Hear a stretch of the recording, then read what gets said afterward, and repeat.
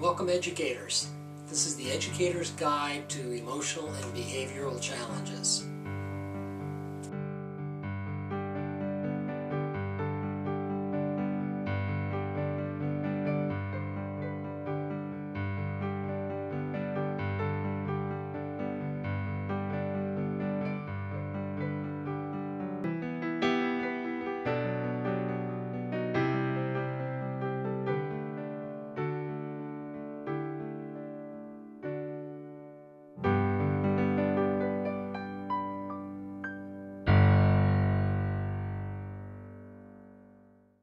This episode, Understanding and Educating the Emotionally Explosive Student.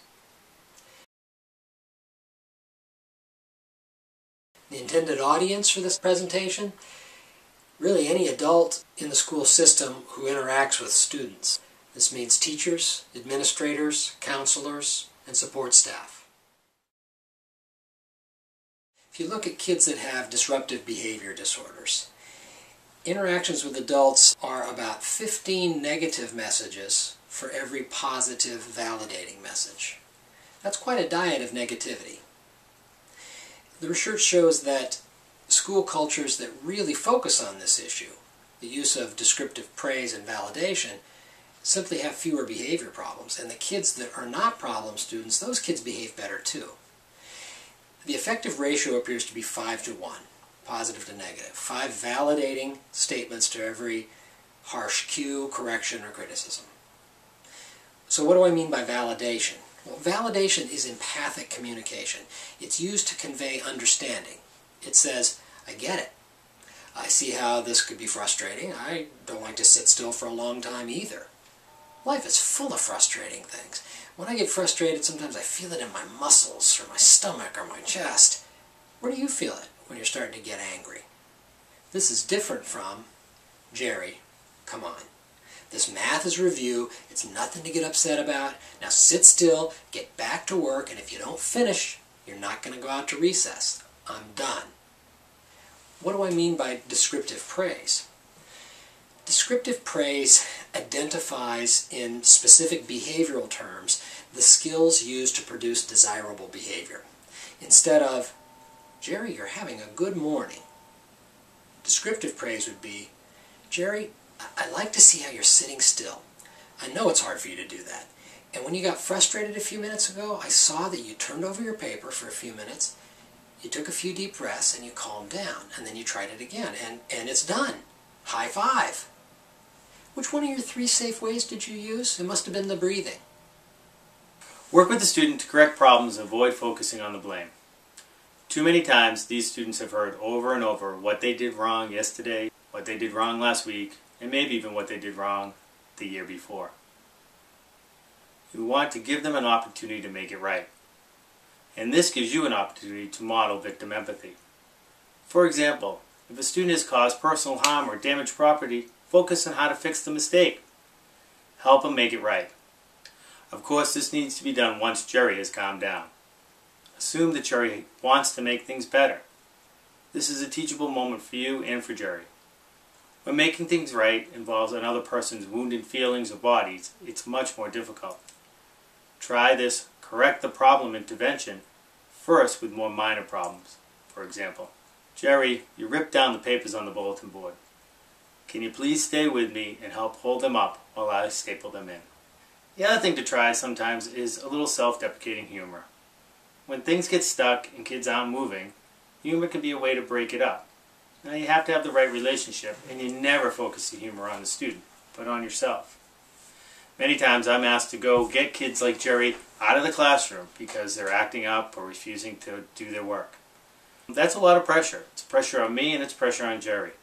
Sometimes Jerry's not willing to give in. So I might try something like, Jerry, come on, Mr. Cersei's an old man. I don't even have any hair to pull out. You gotta come with me. Please? I didn't even have a cup of coffee today. Maybe Jerry gives me a little smile. And I say, Jerry, no smiling. You're gonna be thinking we're doing something wrong. Just come with me. Sometimes that works, and it avoids the bigger conflict. And it builds a relationship with Jerry later on that I can use when Jerry is working on his coping skills. and maybe is not sure he's going to be able to do something. Now we're going to do some verbal interventions, things you can do by just using your words. Educators, you really need to use I need you to statements instead of you need to statements. And remember your manners. For example, think about it. Students don't need to do anything. And to be honest, we can't make them do it anyways. By using I statements, we avoid that power struggle and are enlisting the students' cooperation. Try using I-centered statements such as, I need everyone to please take out their books and grab a pencil, so that we can get going and get to that fun project we have been talking about all week. And as they start to comply, simply state, thanks everyone, you're doing a great job. When somebody first told me to give this a try, I need to be honest, I thought, you gotta be kidding me. What difference would that make? I thought about it as sort of psychobabble. But once I began using this simple rule and paying attention, I found myself getting more cooperation and less resistance. Use activities or develop times in the schedule that help the student develop better relationship with staff and other students. We keep emphasizing relationships a lot in our recommendations.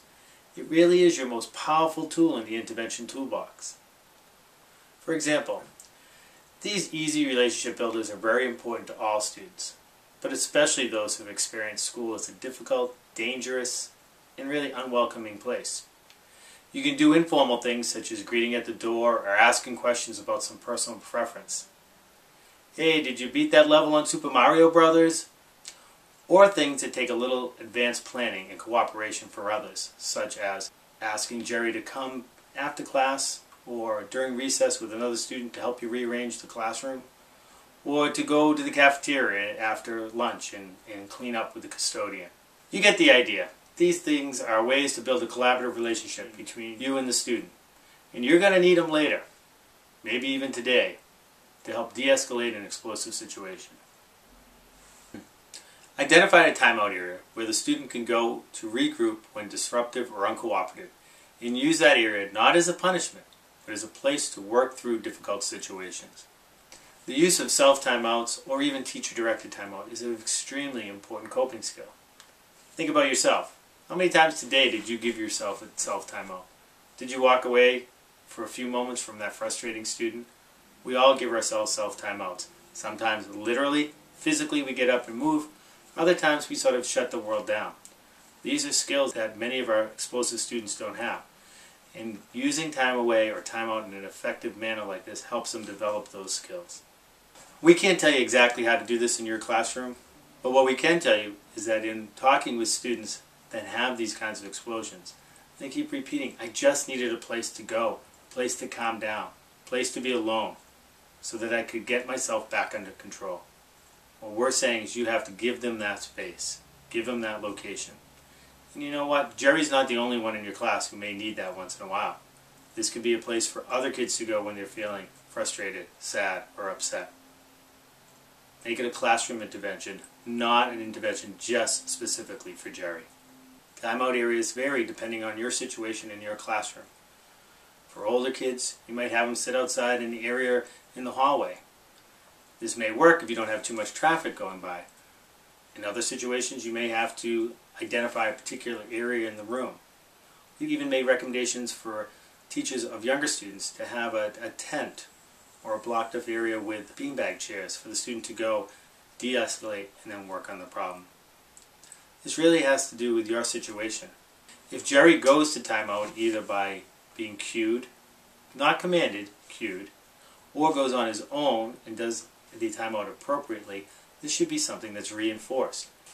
Now the reality is that many times, despite the best efforts of students, educators, mental health professionals, and parents, situations are too overwhelming for a student, and that can result in meltdowns. These meltdowns may include yelling, screaming, swearing, and attempts to harm himself or others. These outbursts are scary for all involved, including the student. As educators, we can't always prevent them. But when they do occur, there are things we can do that gives us a better chance of controlling the situation and keeping everyone safe. Always be aware of the stage of the outburst the student is in and act appropriately. If the student is just beginning to display the typical signs that he is getting agitated, just starting to smolder and smoke, it hasn't burst into flames, you can ignore it, fan the flames, or try to put it out. At this early stage, that is the time to use that relationship you've been working on, to redirect him or remind him of the goal he is working on. Ask him, Jerry, can you talk about it? Or do you just need to be left alone to take some space? If you can put it into words, provide him with some support to discuss the issue or to supervise a timeout. This may require calling for help from an administrator or support staff. However, bear in mind that calling in the firefighters is often seen as a trigger. It really depends on their methods and Jerry's relationship with them. Still, early intervention can save a lot of time and aggravation. The trick is to notice those first wisps of smoke. If despite your best efforts, Jerry continues to heat up and becomes more oppositional and defiant, it is time to take control and set calm limits. Remember, taking control means you stay in control too. It is not time to yell or become agitated yourself. This will only result in escalation of the situation. This is the time to set a limit which is reasonable, related to the situation, and enforceable. Of course, the language should allow for the student to recognize he has a choice. For example, Jerry, I really want you to go to the art activity we have planned for after math. But right now, I need you to come with me to the time away area, use some of those coping skills we've been working on, and return to class when you're calm. If you're not able to do that, I'm afraid you might miss that art activity. It's your choice. I hope you make a good one. If things get worse from here, and they might, you should call for assistance and make sure you have another adult present. At this point, the student might be yelling, swearing, and screaming at you. There is a strong temptation at this point to fight fire with fire. Again, this is only likely to make things worse and to make other students view you as the one out of control and without the power. You need to remain calm and let the student vent. Meanwhile, if the rest of the class is still there, you should remove them to a safe area outside of the room. Often, especially with teens, once the audience is removed, the student will calm down. When attempting to de-escalate, there are certain things you need to remember. Don't take things personally. We know this is hard to do. The student may have said things about you or about other kids. But really, most of the time, it has nothing to do with you. There are often other things going on for the student. Academic frustrations, medical issues, family crisis, or even past trauma. Sometimes it's a lack of sleep, a lack of food, or simply, as we've been talking about, a lack of coping skills. If you don't take it personally, you will be better able to maintain your emotional regulation and diffuse the situation. Be aware of your nonverbal cues. As human beings, we don't use only our words to communicate. We use gestures, facial expressions, and tone of voice to tell others how we are feeling and what we are thinking. You may be using calming words and instructions, but the rest of you may be demonstrating agitation, anger, and you will win this battle.